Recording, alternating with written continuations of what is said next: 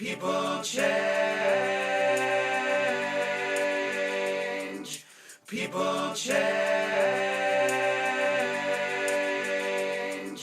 People change. People change.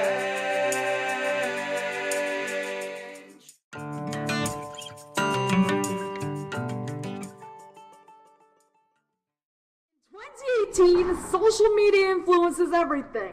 With every click, celebrities and news fills our feeds, and it can be hard to know what is real and fake. How much does the media influence our opinions of ourselves? How do we deal with negative thoughts about our body? It's our goal to find that out. I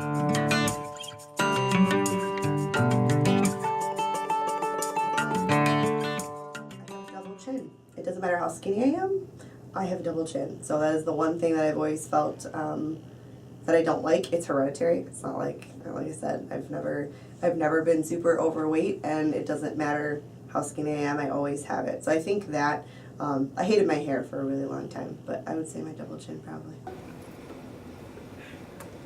Come on, really? Next question.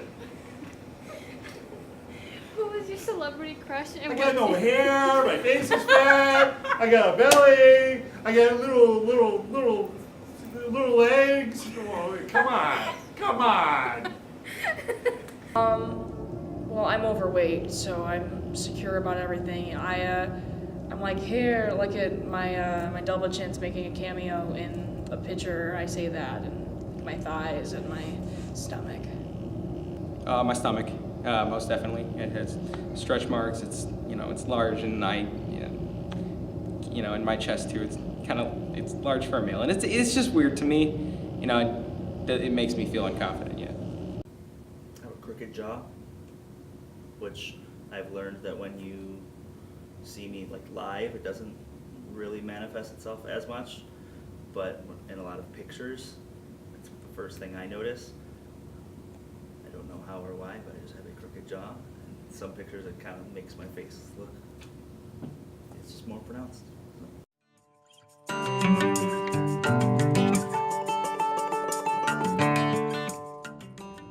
Just whenever I'm on social media and I see someone who's like skinny or muscular, it just makes me feel really insecure about how big I am and how overweight I am.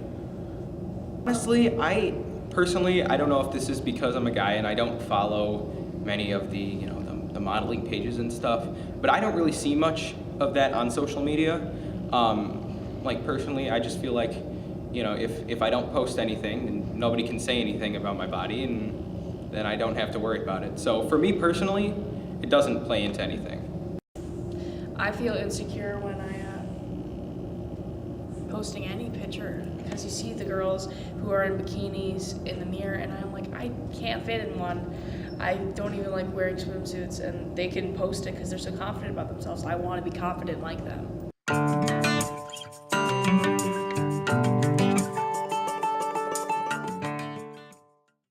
I've actually made it a point to specifically counteract society's norms, not only as a man of color, but as a man of color in a mental health profession. I know that I'm already a rare position because there's not a lot of men in color in education, there's not a lot of men in color in mental health aspects, but also I also try and counteract stereotypes. I'm trying not to just have everybody believe what you see on the cover. I have dreadlocks, I have tattoos. So the way I appear sometimes maybe outside of school doesn't necessarily reflect the person that I am or the career that I do. So I like to shock people. Well, I was born with naturally curly hair, like super naturally curly, kinky hair, and I straighten it a lot.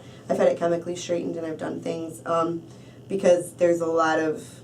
It's better now than it was before, but when I was a kid, there weren't a lot of kids rocking their natural hair. So I think that was something that I struggled with. I always hated it. So I've done that pretty much all my life, changed it to be something different. So When I was in high school, I was just trying to,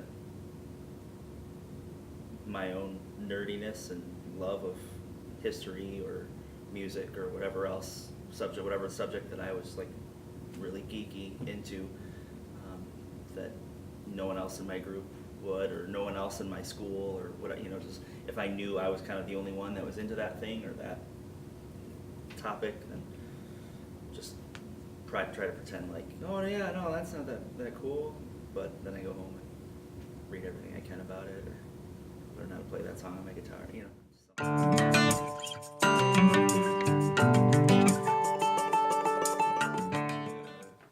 Relatively well-rounded personality.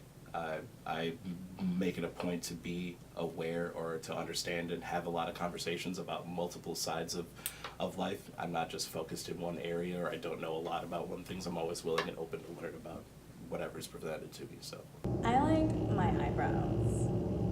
All right. I have to say, I'm extremely honest. Above all else, my integrity speaks upon itself.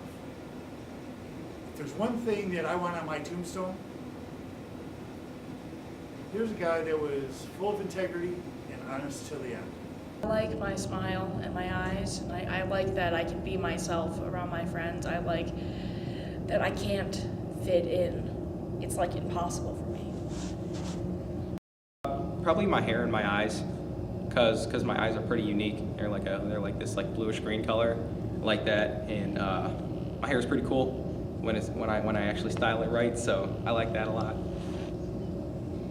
I'm a very open person, and I don't like hide anything. If someone asks me a question and they genuinely want to know the answer, I'm usually completely and utterly willing to give them the answer, no matter what it is.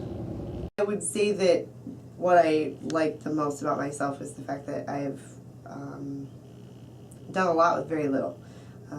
When I got divorced 5 years ago, my life restarted. So I built a whole new life from pretty much nothing. So I managed to do that in 5 years, and that includes, you know, getting my master's degree and getting the job that I wanted and raising my little boy. So I think, to me, making something out of what seemed like a hot mess is the thing that I am the most proud of. I think I'm pretty funny. Pretty smart guy. So. Just to stick around, but something's changed and I don't know how I'll forgive you. People change. People change. People change. Specks are white on a smooth green base. Short lines, the long days, I'll miss you.